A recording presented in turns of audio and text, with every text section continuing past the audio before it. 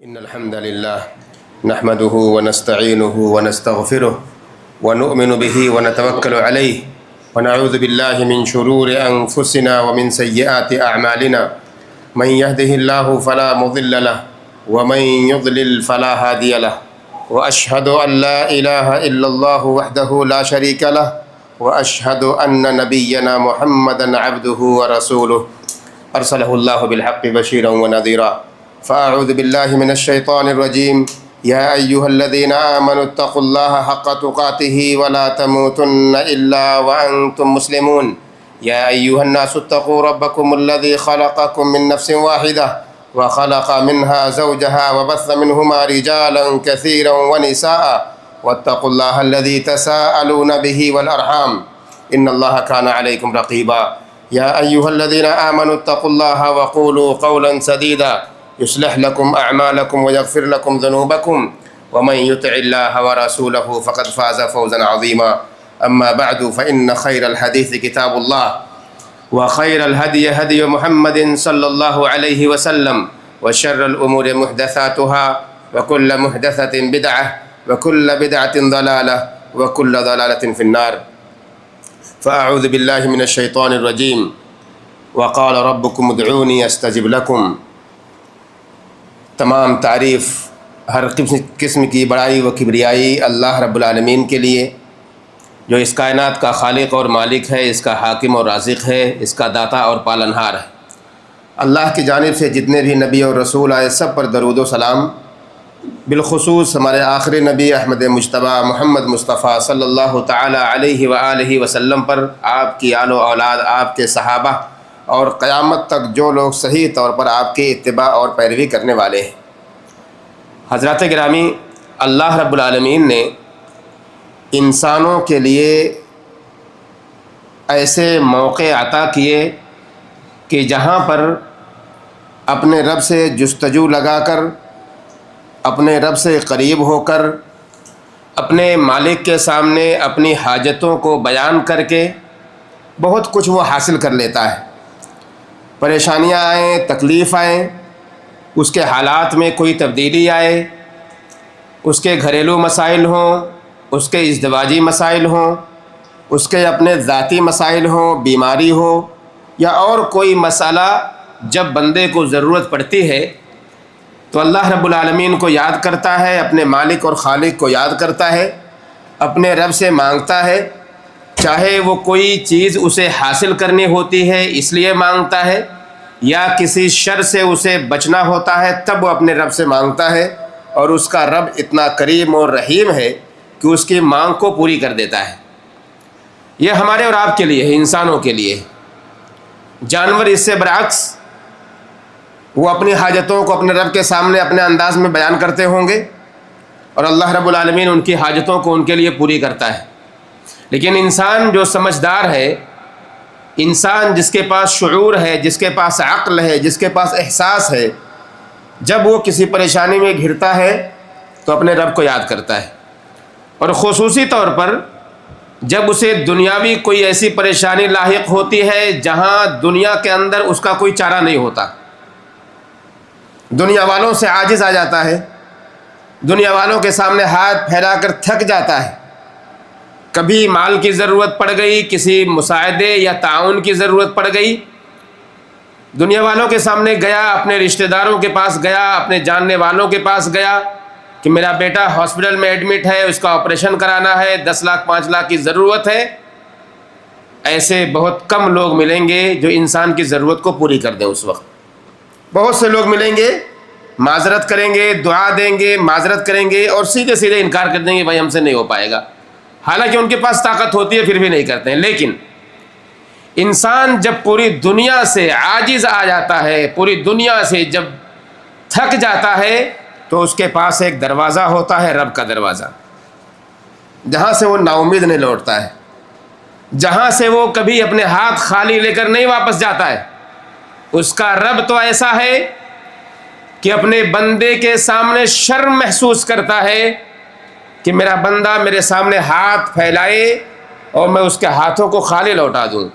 یہ حدیث میں آتا ہے، ان ربکم تبارک و تعالی حی کریم یستحی من عبدہ اذا رفع الیہ یدیہ ان یردہما صفرا، کہ تمہارا رب جو بڑا بابرکت ہے، بڑا اونچا ہے، اعلیٰ ہے، اسے شرم آتی ہے اور بڑا شرمیلا ہے. تمہارا رب شرماتا ہے کہ میرا بندہ اپنے دونوں ہاتھوں کو میری جانب اٹھائے، مجھ سے کچھ مانگے اور میں اس کے ہاتھوں کو خالی لوٹا دوں. یہ اللہ کو شرم آتی ہے اس سے. مسلمانوں، مانگنا ہر ایک کی ضرورت ہے، خاص طور سے رب سے مانگنا یہ ہر ایک کی ضرورت ہے. ہو سکتا ہے ہمیں ایک دوسرے کی ضرورت کبھی نہ پڑے زندگی میں.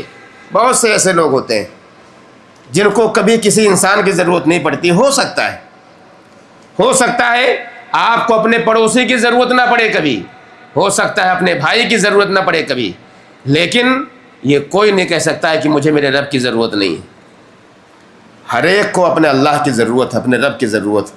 اسی لیے مانگنا اللہ رب العالمین سے ہمیشہ چلتے رہنا چاہیے، اور یہ بالکل بھی کوئی عار کی بات نہیں ہے.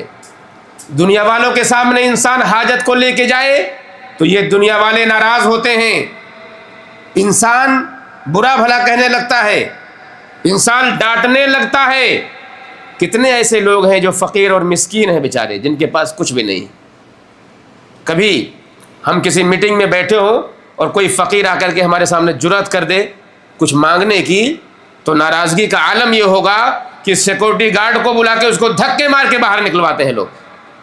یہ حالت ہوتی ہے انسان کی، ہماری اور آپ کی. لیکن وہ ہمارا رب، آپ دن میں 1000 دفعہ اس سے مانگیے، پورا دن مانگتے رہیے، وہ بالکل بھی ناراض نہیں ہوتا ہے. ناراضگی دنیا والوں کے پاس ہے، اللہ رب العالمین کے پاس ناراضگی نہیں. اللہ رب العالمین نے کہا وَقَالَ رَبُّكُمُ ادْعُونِي أَسْتَجِبْ لَكُمْ. یہ اللہ رب العالمین نے کہا ہے اے محمد صلی اللہ علیہ وسلم، لوگوں کو یا بتائیے، لوگوں کو تعلیم دیجئے. کیا تعلیم؟ وَقَالَ رَبُّكُمْ، کہ اے لوگوں تمہارے رب نے یہ بات کہی ہے ادعونی استجب لکم، کہ لوگوں تم مجھے پکارو، میں تمہاری پکار سننے والا ہوں، میں تمہاری مانگ کو پوری کرنے والا ہوں. آگے اللہ رب العالمین نے فرمایا وَإِذَا سَأَلَكَ عَنِّي عِبَادِي فَإِنِّي قَرِيب. اے محمد صلی اللہ علیہ وسلم، یہ میرے بندے اگر میرے بارے میں آپ سے کچھ بھی پوچھیں تو آپ کہہ دیجئے کہ اللہ تم سے بہت قریب ہے. قربت کا معنی ہوتا ہے پاس ہے، قریب ہے. تو اللہ اگر ہم سے قریب ہے تو ہم اسے اپنے سے دور نہ بنائیں، خود کو اللہ سے دور نہ کریں. بہت سے لوگ یہ کہتے ہیں کہ ہماری کیا مجال کہ ہم اللہ سے مانگ لیں، ہماری کیا مجال کہ اللہ ہماری سن لے، ہماری کیا مجال کہ ہماری دعا قبول ہو جائے. کیوں بھائی؟ یہ دماغ میں فطور ہمارے اور آپ کے ڈالا گیا ہے. کیا کہہ کے کہ تم تو گنہگار ہو، تم تو عاصی ہو، تم نے تو نہ جانے کتنے گناہ کیے ہیں، تمہاری کیسے سنے گا وہ. یہ کہا جاتا ہے لوگوں سے، اور یہ ہم سمجھ بیٹھتے ہیں کہ ہم گنہگار خطا کار ہیں، ہماری اللہ کیسے سنے گا. وہ تو بزرگوں کی سنتا ہے، اولیاء کی سنتا ہے، نیک لوگوں کی سنتا ہے، ہم گنہگاروں کے نہیں سنتا ہے.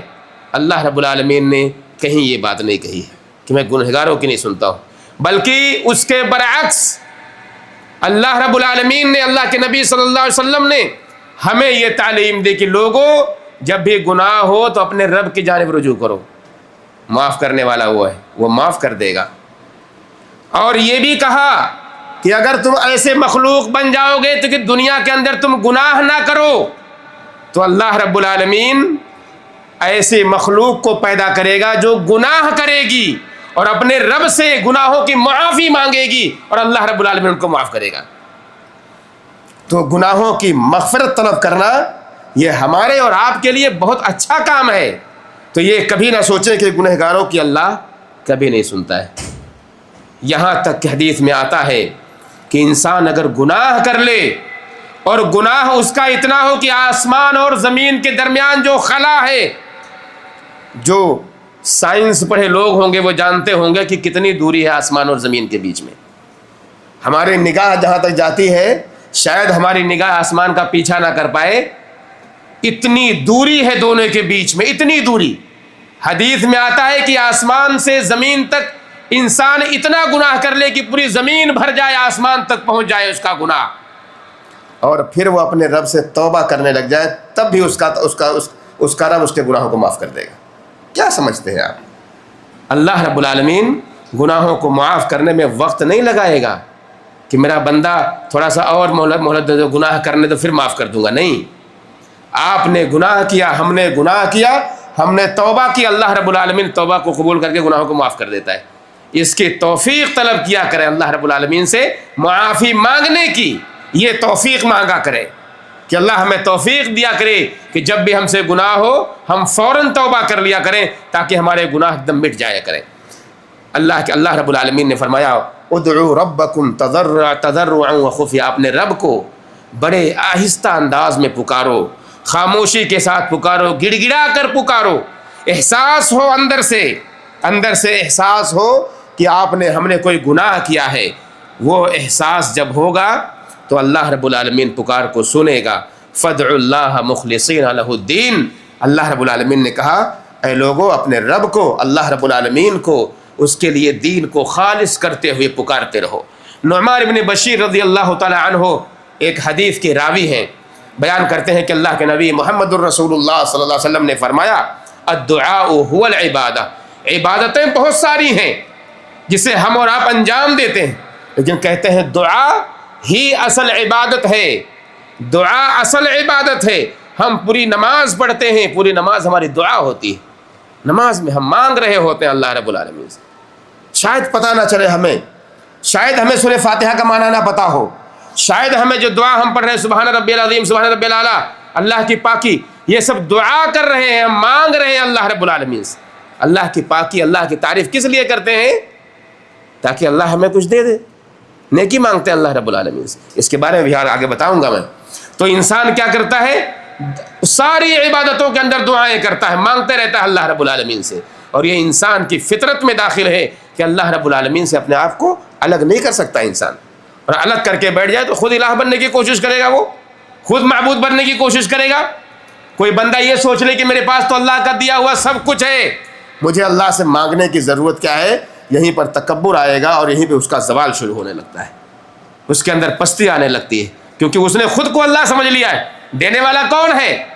وہی اللہ ہے جس نے نوازا ہے، چاہے وہ صحت کی دولت ہو، چاہے وہ مال کی دولت ہو، چاہے وہ اولاد کی دولت ہو، مقام اور منصب کی دولت ہو، اچھے روزی کی دولت ہو، یہ سب دینے والا کون ہے؟ اللہ کی ذات۔ سیکنڈوں میں اللہ رب العالمین سب کو زائل کر دیتا ہے، سب کو ضائع کر دیتا ہے۔ سیکنڈ میں ہمارے مال چلے جاتے ہیں، ہماری دولت چلی جاتی ہے، ہماری اولاد چلی جاتی ہے، ہمارا مقام اور منصب چلا جاتا ہے، سیکنڈوں میں ہماری صحت ڈاؤن ہو جاتی ہے، انسان کو پتہ بھی نہیں چلتا کہ کب یہ ختم ہو گیا۔ انسان کبھی بھی مغرور نہ بنے دنیا کے اندر، کبھی بھی اسے غرور نہ ہو، کبھی بھی اسے فخر نہ ہو، اور اللہ رب العالمین کو چھوڑ کر تنہا یہ سمجھنے لگ جائے کہ اس دنیا کے اندر جو کچھ میں نے پایا ہے یہ اپنی محنت اور اپنی جد و جہد کے ساتھ میں نے حاصل کیا ہے، جبکہ دینے والا کون ہے؟ اللہ رب العالمین۔ یہ احساس ہمیشہ انسان کے اندر ہونا چاہیے۔ حدیث میں آتا ہے کہ اللہ کے نبی محمد الرسول اللہ صلی اللہ علیہ وسلم فرماتے ہیں، ابو ہریرہ رضی اللہ تعالی عنہ حدیث کے راوی ہیں، کہتے ہیں لیس شیء اکرم علی اللہ من الدعاء، لیس شیء اکرم علی اللہ تعالی من الدعاء، اللہ کے نزدیک دعا سے زیادہ بزرگ کوئی چیز ہے ہی نہیں، دعا سے زیادہ عزیز کوئی چیز اللہ کی نظر میں ہے ہی نہیں۔ اس لیے اے مسلمانوں، اے ایمان والو، دعا کیا کرو، اللہ سے مانگا کرو۔ حدیث میں آتا ہے من لم یسأل اللہ یغضب علیہ، کہ جو بندہ اللہ سے مانگتا نہیں ہے اللہ اس سے ناراض ہوتا ہے۔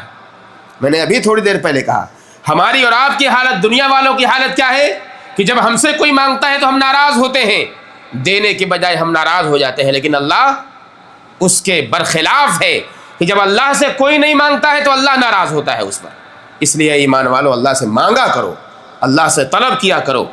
حدیث میں آتا ہے جیسے میں نے بتایا کہ اللہ رب العالمین انسان سے شرم محسوس کرتا ہے کہ انسان اس کے پاس ہاتھ اٹھائے اور اللہ خالے لوٹا دے۔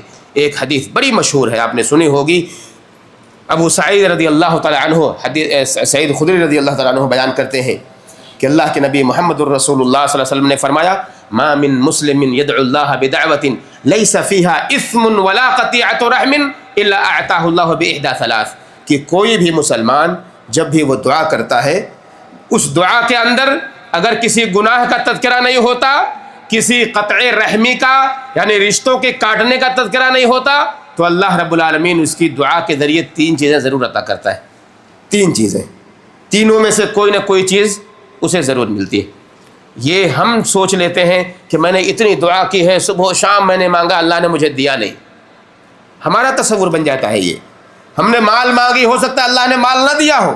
ہم نے اولاد مانگی، ہو سکتا ہے اللہ نے اولاد نہ نوازا ہو. ہم نے بیٹے مانگے، ہو سکتا ہے اللہ نے بیٹا نہ دیا ہو. ہم نے بیٹیاں مانگی، ہو سکتا ہے اللہ نے بیٹیاں نہ دیا ہو. ہم نے بہت دولت مانگی، اللہ نے ہو سکتا ہے دولت نہ دیا ہو.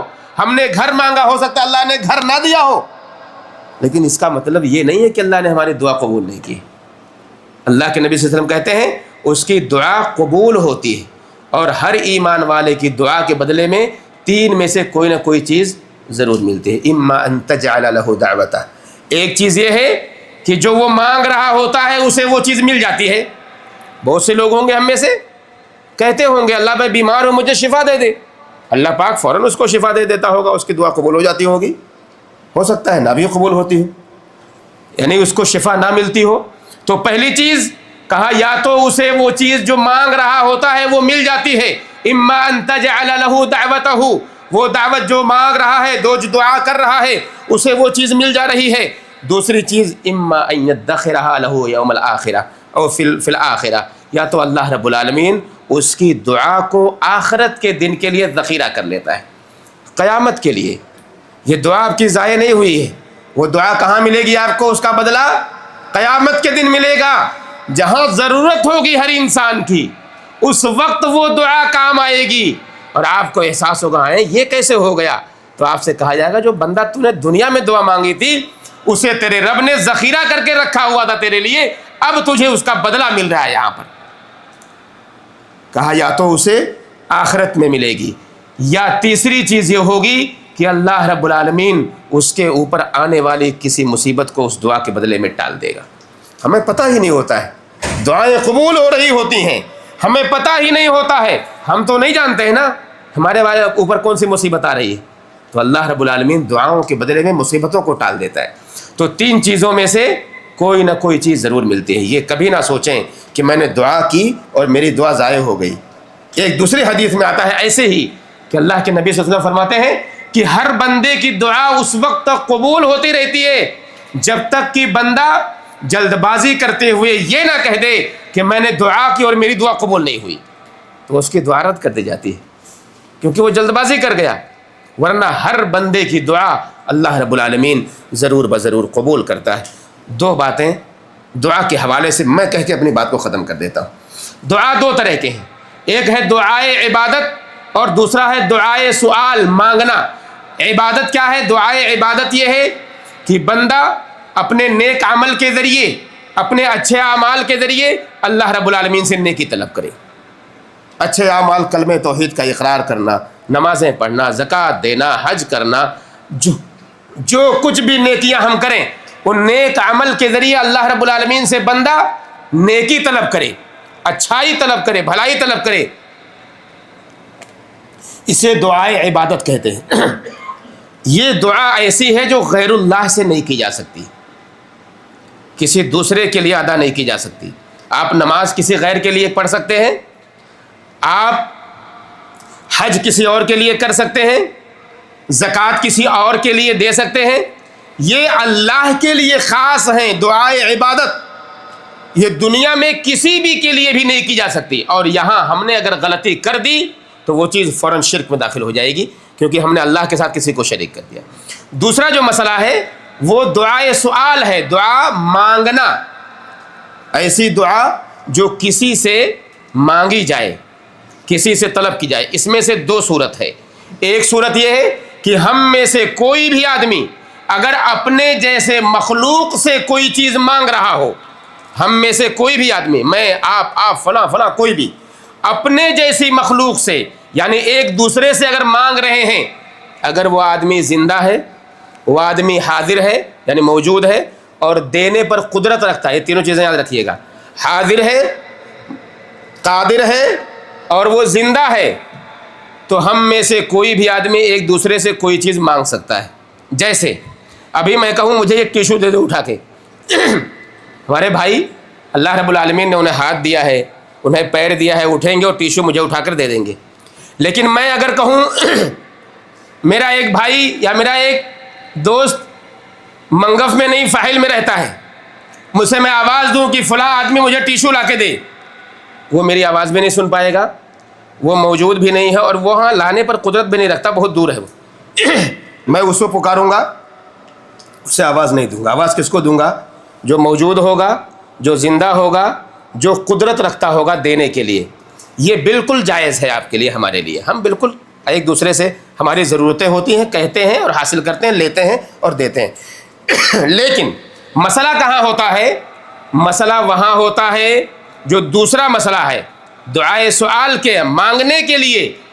اگر ہم کوئی ایسی چیز کسی انسان سے طلب کرے, وہ زندہ نہیں ہے, وہ موجود نہیں ہے اور وہ قدرت نہیں رکھتا ہے, معاف کیجئے گا, بات سمجھیے, جو زندہ نہیں ہے, جو موجود نہیں ہے, جو قدرت نہیں رکھتا ہے دینے کے لیے, اگر ہم کسی ایسے شخص سے, اپنوں میں سے کسی ایسے شخص سے کوئی چیز طلب کرتے ہیں, وہ شرک کے دائرے میں چلے جاتا ہے. کہاں پہنچ رہا ہے؟ شرک کے دائرے میں, کیونکہ وہ زندہ نہیں ہے, ہم نے مردے سے مانگا ہے. وہ دینے پر قدرت نہیں رکھتا ہے. میں کہوں ایک گلاس پانی مجھے لا کے دے دو, مردہ آدمی پانی دے گا؟ نہیں دے سکتا, اس کے اندر قدرت نہیں ہے اور وہ موجود نہیں ہے ہمارے بیچ میں, زمین کے نیچے ہے یا کہیں اور بھی ہے, لیکن وہ دینے پر قدرت نہیں رکھتا ہے. ایک آدمی ہندوستان میں بیٹھا ہوا ہے, میں اسے یہاں سے آواز دے رہا ہوں کہ اے فلاں آدمی تو بڑا ولی ہے, بڑا پیر ہے, مجھے یہ نواز دے. اس کے پاس قدرت ہے دینے کی؟ یہ ساری قدرت کس کے پاس ہے؟ اللہ کے پاس. اس میں کوئی کہیں شبہ کی گنجائش نہیں ہونی چاہیے میرے بھائیوں. اللہ کے جو اختیارات ہیں, کسی بندے کے پاس کوئی اختیار نہیں. ہم غلطی کہاں کرتے ہیں؟ وسیلے کے مسئلے میں غلطی کرتے ہیں. اس کے بارے میں انشاءاللہ کبھی مکمل تفصیل سے میں بات کروں گا. دعا کے بارے میں آپ جانیے, دعا اگر مانگنا اپنوں میں سے کسی ایسے آدمی سے ہے جو ہماری بات کو سن رہا ہے, موجود ہے اور دینے کی قدرت رکھتا ہے, بالکل جائز ہے ہمارے لیے کہ ہم کسی بھی آدمی سے اپنی ضرورت کو پوری کرنے کے لیے اسے پکار سکتے ہیں, اسے آواز دے سکتے ہیں. لیکن وہ اختیارات جو اللہ رب العالمین کے پاس ہے, ان اختیارات کو ہم کسی اور بندے کے حوالے نہیں کر سکتے, چاہے وہ نبی ہو, چاہے وہ ولی ہو, چاہے وہ اللہ کا فرشتہ ہو یا کوئی بھی مخلوق ہو. ہم کسی اور کے لیے ان اختیارات کو اس کے حوالے نہیں کر سکتے ہیں جو اختیارات کس کے پاس ہیں؟ اللہ کے پاس ہے. یہ فرق سمجھیے گا. اللہ سے دعا کریں کہ اللہ رب العالمین ہم سارے مسلمانوں کو اپنی ضرورتوں کو اب اللہ کے سامنے رکھنے کی توفیق دے. اے اللہ ہمارے پاس جو بھی ضرورتیں ہیں وہ صرف اللہ کے سامنے رکھنے کی توفیق دے. جو ہماری مانگ ہو اللہ ان سب کو پوری کر دے. جو ہماری مانگ ہو اللہ اسے پوری کر دے. جو ہماری حاجت ہو اللہ اسے پوری کر دے. جو ہماری ضرورت ہو اللہ اسے پوری کر دے. اے اللہ ہم سارے لوگوں کے مسائل کو آسان کر دے. اے اللہ ہم سارے لوگوں کی تکلیفوں کو دور کر دے. اے اللہ دنیا میں کہیں بھی مسلمان رہتے اور بستے ہوں, انہیں صحت دے دے, انہیں تندرستی دے دے, انہیں بیماریوں سے نجات دے دے, ان کے حالات کو سنوار دے. اے اللہ ہمیں جو لوگ مقروض ہیں انہیں قرض سے نجات دے دے. اے اللہ ہمیں جو لوگ تکلیف سے نجات دے دے. اے اللہ ہمارے درمیان آپس میں محبت پیدا کر.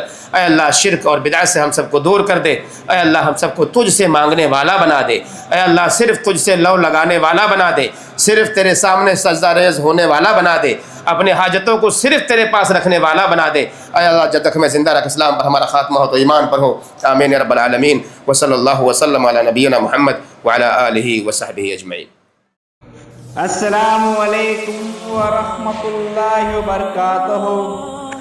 ناظرین اکرام, اسلامک ٹی وی اس چینل کو ابھی تک جنہوں نے سبسکرائب نہیں کیا ہے, برائے مہربانی اس چینل کو سبسکرائب ضرور کریں اور ہر دن کی اپڈیٹ کے لیے اس کے ساتھ ہی ایک بیل, ایک گھنٹی کا نشان آئے گا, اسے آپ ضرور پریس کریں اور اسے دبا کر آپ ہمارے ساتھ تعاون فرمائیں. جزاک اللہ خیر. السلام علیکم ورحمۃ اللہ وبرکاتہ.